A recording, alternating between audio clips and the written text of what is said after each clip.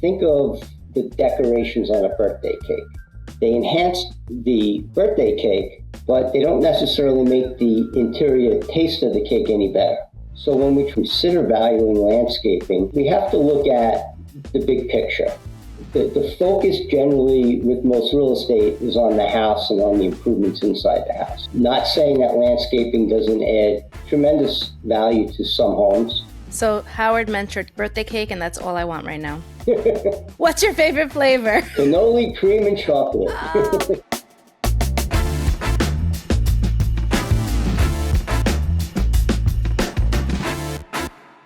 Home ownership is the American dream. The vision of white picket fences and an expanse of green grass beyond it has changed over the years.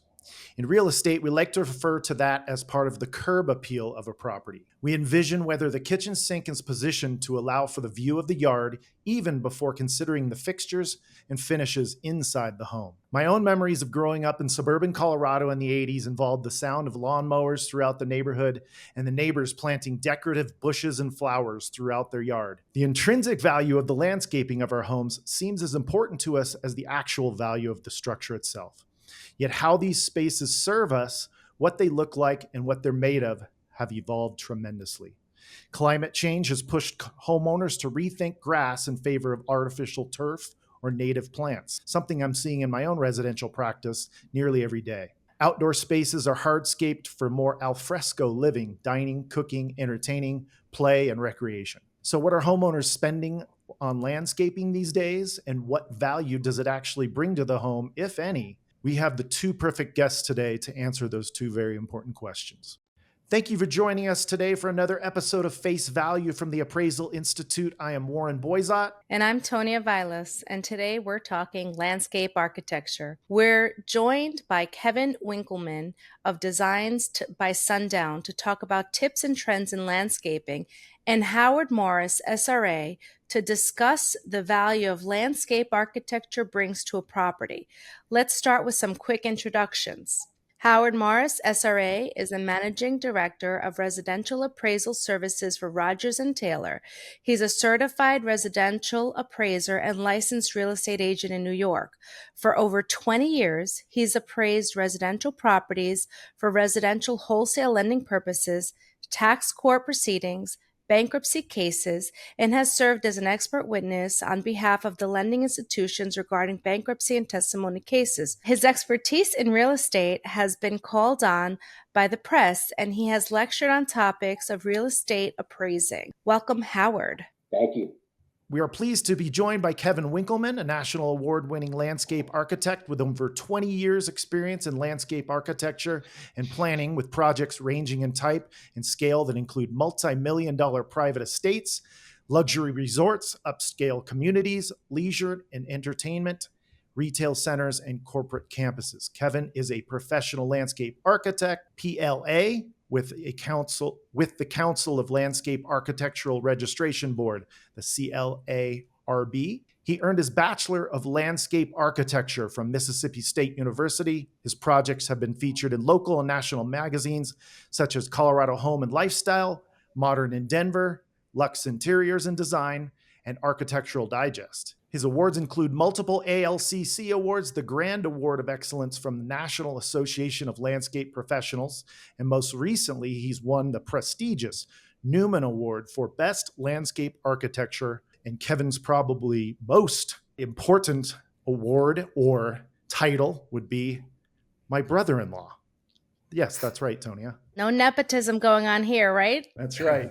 Thank you for having me.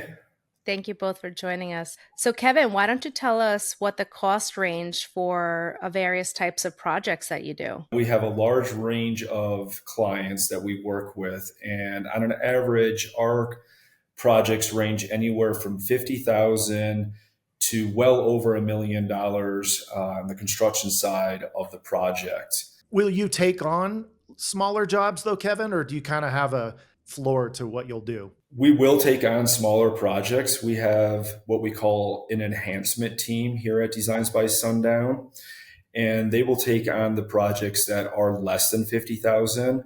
Oftentimes, those projects are just small flower beds that we're enhancing, But anytime that we are looking at doing hardscape projects, those projects would be assigned to a landscape architect. Kevin and Howard, why don't you tell us a little bit about what landscape architecture is and how each of you views landscape architecture in each of your professions? Landscape architecture, when you're talking on the architecture side, is really the art of it, right? So oftentimes when I am going on a consultation, I will have an idea of what my client is kind of looking for, right? Based on the address of the project, the location of the project. And I bring a lot of inspiration photos. That's kind of the beginning of the whole design process. I'm trying to find what the client really wants. And the best way to do that is through inspiration photos. Most of our clients are very well traveled, so they have gone to, 5-star resorts all over the world and have an idea of what they've seen and what they might want in their yard. Howard, how do you see landscape architecture in your appraisal business? Typically, from an appraiser's standpoint, landscape architects to finished product. We're seeing the landscaping on a site. We're not sure in most properties where we're dealing with homes that are of age that are beyond new construction. The landscaping could have been done recently, could have been done years ago. We're looking at it in its totality. Think of the decorations on a birthday cake. They enhance the birthday cake, but they don't necessarily make the interior taste of the cake any better. So when we try and kind of move forward with how we value or consider valuing landscaping, we have to look at the big picture. The focus generally with most real estate is on the house and on the improvements inside the house. Not saying that landscaping doesn't add tremendous value to some homes. I do really think as we further our discussion, we'll talk about how landscaping impacts certain type of properties in certain communities. I live in a beachfront area, have a vacation house. Landscaping is not as big of an issue.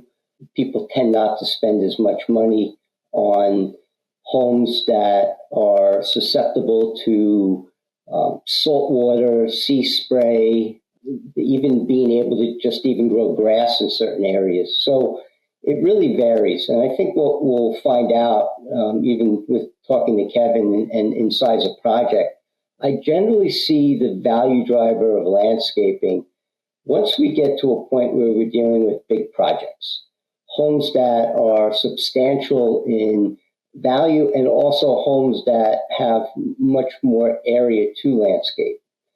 And I'll leave that part out for now, and we'll circle back around to it later. So that's our view as an appraiser. If we run into a property in a community where all of the comparable properties we're looking at are landscaped and we happen to have a property that's not, we're going to address the lack of landscaping.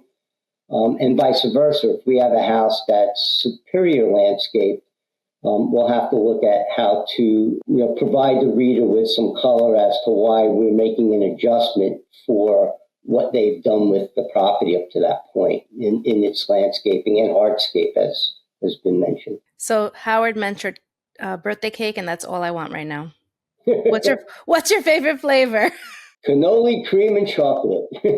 Had that for my son's birthday. We had cannoli cream. Amazing. It's a good analogy because sometimes the decoration on the birthday cake, or in this case, landscaping, really can drive value. And curb appeal, as Warren mentioned in the intro, is a very important factor. But I do think a lot of buyers, unfortunately in this market, being post-COVID, a lot of buyers are in such a rush to try and find something because inventory is so thin right now that they're overlooking landscaping and things like that in lieu of a house that may have had some renovations done. During COVID, it was very interesting. I saw a very big change, and I'm sure Kevin's business saw a very big change with respect to people doing a lot more outside projects, hardscape, gazebos, patio areas. You mentioned, Warren, turf. Half of my backyard is turf. And we're able to put chairs and tables and things directly on it, not have to worry about the grass burning out. Speak to that, Kevin. Do you agree with what Howard said that, COVID kind of changed things and we've seen a different trend since then? Absolutely. Prior to COVID, we typically would see maybe 10% of our projects that would have like a swimming pool that the client would request to have designed into the project. During COVID, we saw an increase of 7 out of 10 projects that we would meet with the client on the consultation would want a swimming pool or a hot tub. So it really did jump up. Since then, it has slowed down, but still more than it ever was prior COVID times. The pool industry here in Colorado really got flooded, and there's just not a lot of contractors here, right? Prior to COVID, again, not a lot of people wanted swimming pools, so we didn't have a lot of pool contractors. And material shortages played a big role on timing, and often people maybe even gave up on pursuing the construction of the swimming pool, and we're starting to see that come back around. If they didn't get it done during the 21-22, they may have waited, knowing that or hoping that prices of swimming pools would come down and materials would be more available again. And we did see that happen. And right now we're about 50% of our projects have a swimming pool involved with them now. Yeah, on our market, I see a lot of trees being planted because I know there was, we do have greenery, but not as much as some of the more suburban areas. So there's a lot of trees. And I was walking around like Home Depot, Lowe's, and I saw that they had all these different kind of trees. So Kevin, what is one of the biggest type of trees that lasts in like markets like yours that grow well, that's easy to use, or plants? Because instead of just telling our listeners what we do, how about something for them to purchase if they want to purchase something to improve the aesthetics of their home, or if you think increase value? Out in Colorado, dealing with winters can be difficult. So we as landscape architects always look for green year around, right? So oftentimes we are planting evergreen trees just to make sure that we do have, green during the winter months here. Colorado spruce, ponderosa pines are very common out here. But some of my favorite trees are eastern redbuds. Maple trees out here grow very fast, so you can plant them as a smaller tree, and they're going to grow much faster than like an oak tree does. It's a very hardwooded tree, so it is just naturally going to grow slower because of that. Down in the Denver area, we don't really plant a lot of aspens, but if we are working on a mountain project in the foothills and up into the resort areas, everyone loves their aspen trees with the quaking foliage noise that they make in the gentle breeze, very calming effect. Going back to some of the COVID conversations, some other things that people really were looking for that became popular were fire pits. A lot of families wanted to have gathering spaces for getting together when they could, outdoor still. So Warren, I know we've sat around my fire pit many evenings, drinking some wine and all that. Pergolas became very popular, and pickleball courts. Believe it or not, we have pickleball courts kind of replaced the old swimming pool. So right now we are finding about 10% of our clients are looking at spaces on their properties that they can do a pickleball court. It's pretty crazy. How much space do you need for a pickleball court? Like a 30 by 60 foot rectangle space works. So not that much compared to a tennis court. A tennis court 60 by 120. Yeah. Howard, on our end, we don't see many pickleball courts, do we? Not in the area that we're in. Out in the Hamptons, they're starting to put them in now, in lieu of tennis courts. And as Kevin said, from a space standpoint, you can put a pool and a pickleball court in the amount of space that a tennis court takes up.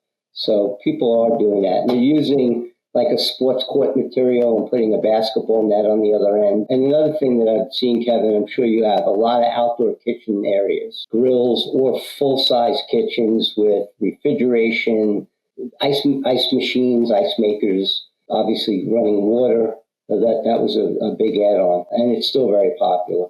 So Warren and I are both in our, I'm still in renovation and Warren's kind of completed his, but we've almost are done with the interior and we're focusing on the outside. Vinyl siding finally up, and the next one will be our patio with our outdoor barbecue, just in time for winter to sit out there with our fire pit.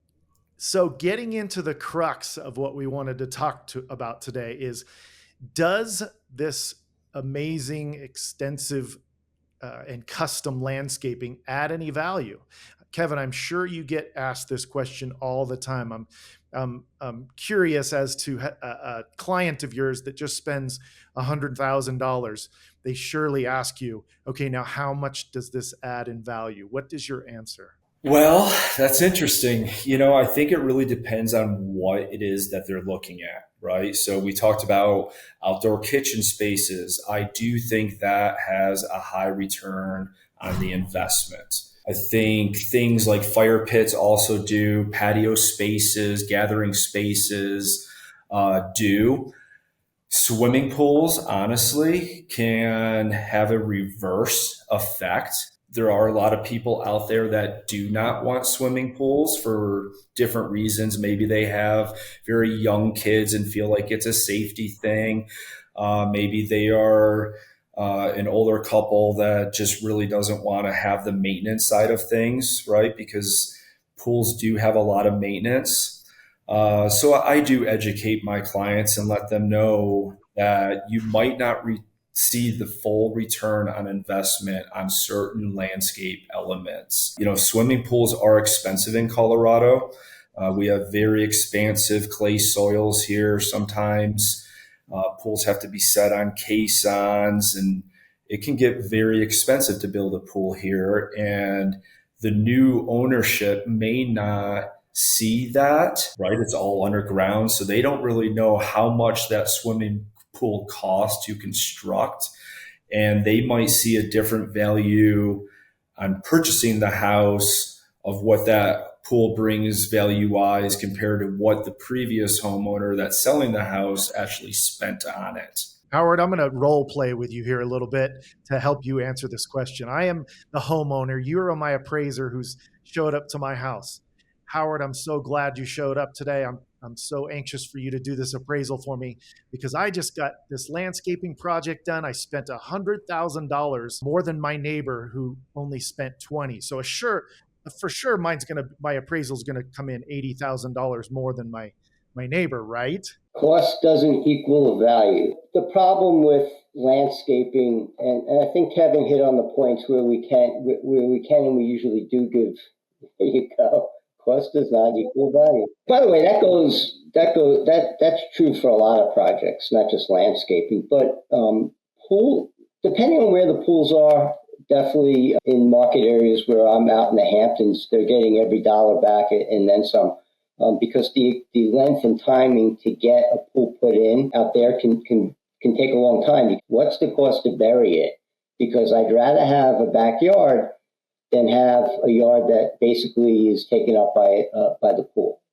Now, we go out to the Hamptons market, and let's take a $10 million waterfront house. Having the ability to just even put a pool in gives you value. The cost of the pool gives you value.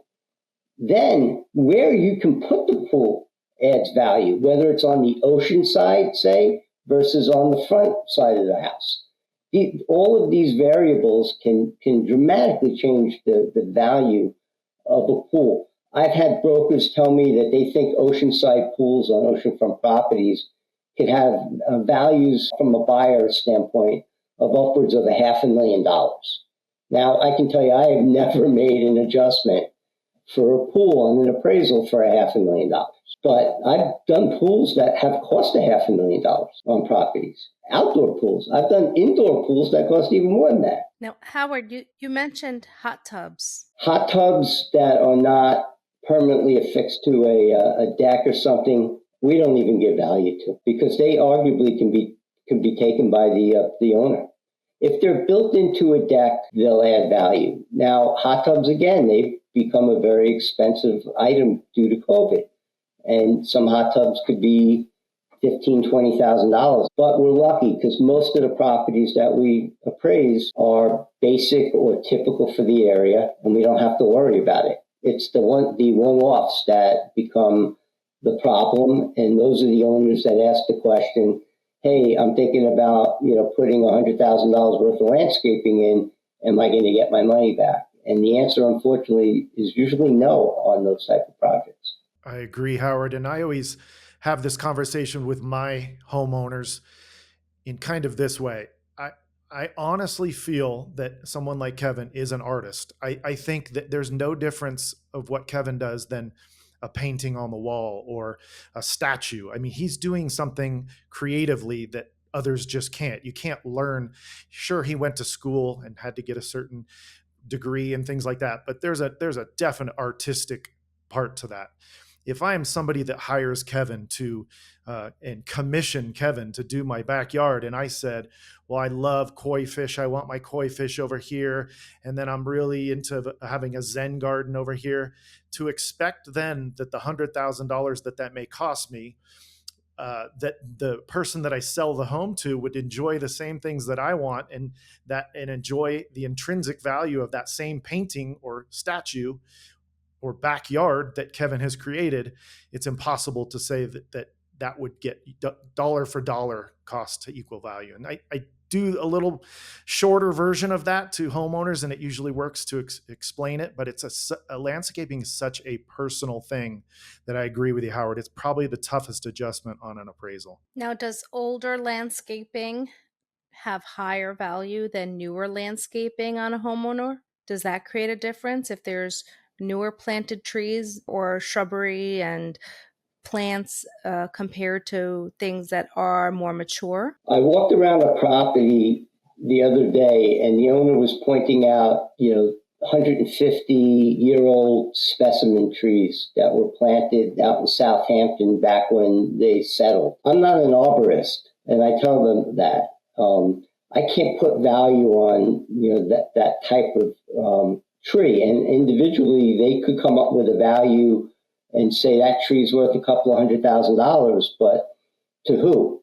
Is somebody going to actually come and take it out and move it? Or is somebody going to pay, like you mentioned, Warren, that I might not really care much about trees. Yeah, it looks pretty, but I don't care that that's a 200-year-old tree and it's worth X dollars. It doesn't matter to me. It's meaningless. It's back to the decoration on the cake. The decorations can sell the cake, but there has to be substance inside. The cake has to taste good inside. And if the house itself and the interior of the home isn't good, the landscaping alone isn't going to make the deal. But when you have the whole package, where there's beautiful landscaping and a beautiful house, that house is going to sell probably for more more quickly than the home that doesn't have that. So again, it's a very, I don't want to use the word subjective, because when I'm in court, that the lawyers try and make me say subjective, because they, but from a standpoint of a paired sales analysis of real estate, how we're taught to come up with adjustments, trying to pair sale for landscaping it's impossible, I think.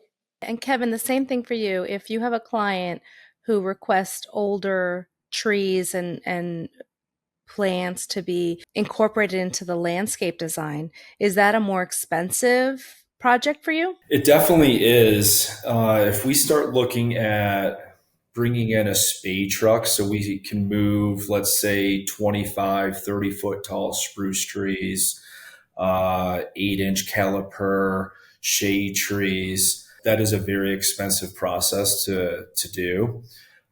Nursery grown trees are definitely going to be less expensive to purchase and to plant. And oftentimes, I try to educate my clients on the best value. So plants grow, right? So if they want that instant large tree, they're going to pay a lot more to get it on day one. And oftentimes, a larger tree is going to not grow as quickly as a smaller tree.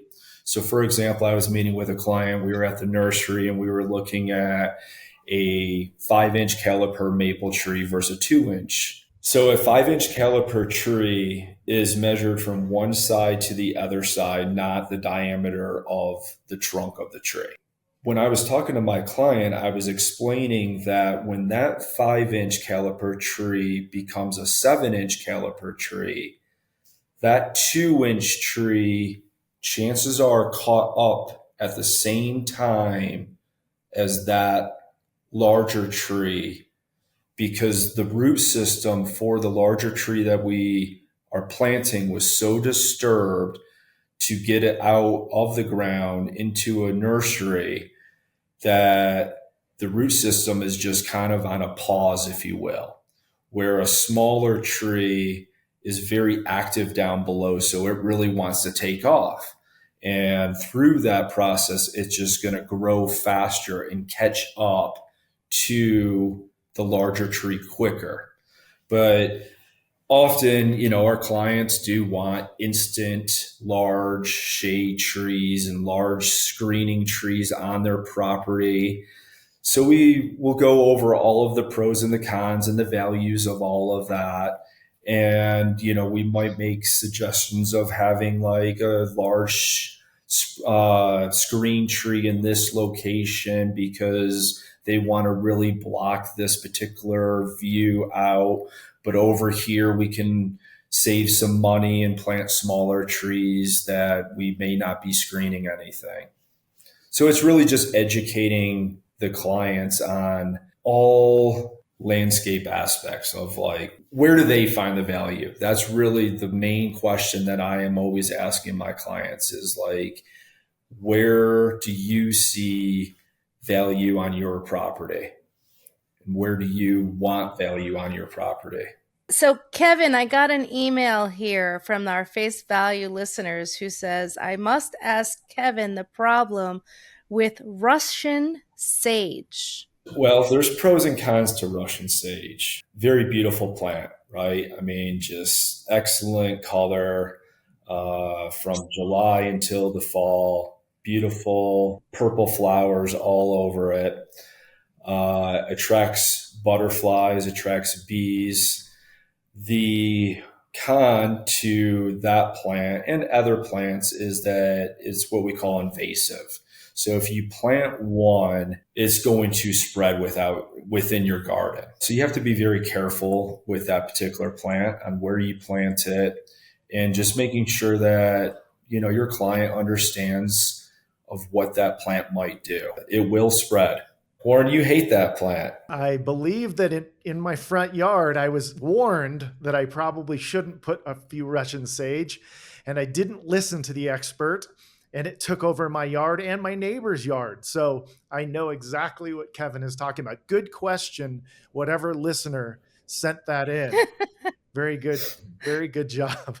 Final thing to both of you. Kevin, we'll start with you. Give me the craziest request you've ever had from a client, or I gotta have this. What's the craziest thing? Craziest thing. Well, I worked on this project up in the mountains that they wanted to build a swimming pool on a cliffside of their property. So you can only imagine the structural engineering that had to go into a project like that. I've been fortunate to work on projects where the client, again, is very well traveled and they push for different materials being used.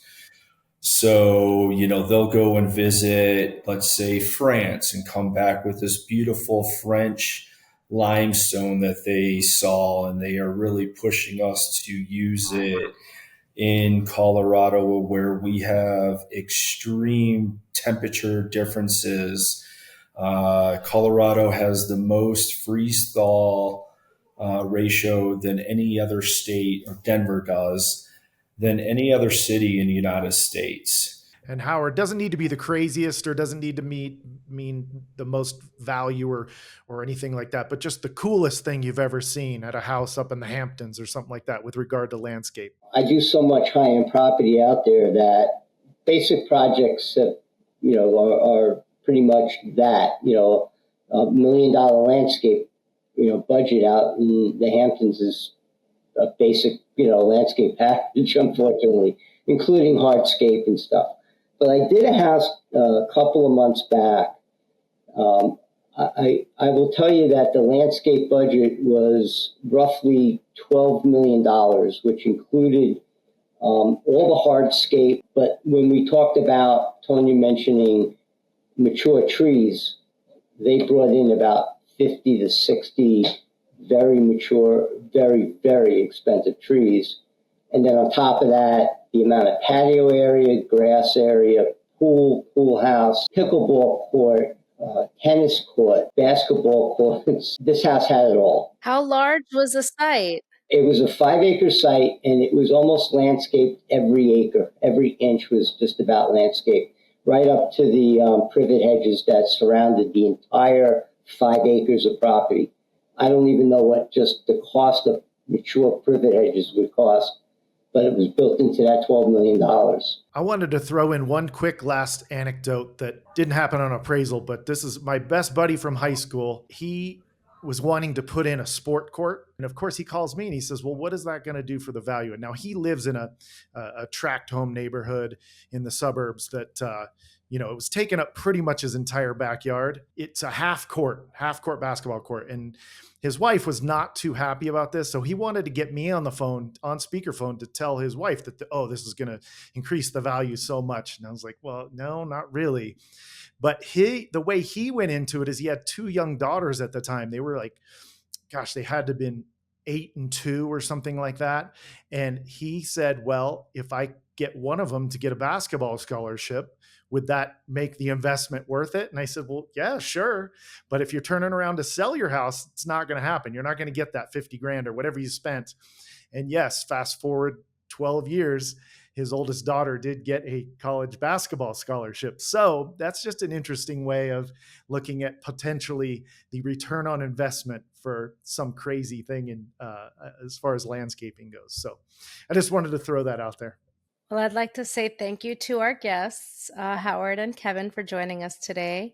Thank you to our listeners out there. And please don't forget to subscribe, watch, or listen to the facevalue podcast. Links are on the AI website, the Appraisal Institute website, on Apple, Spotify, Anchor. Thanks, Kevin. Thanks, Howard. Appreciate it.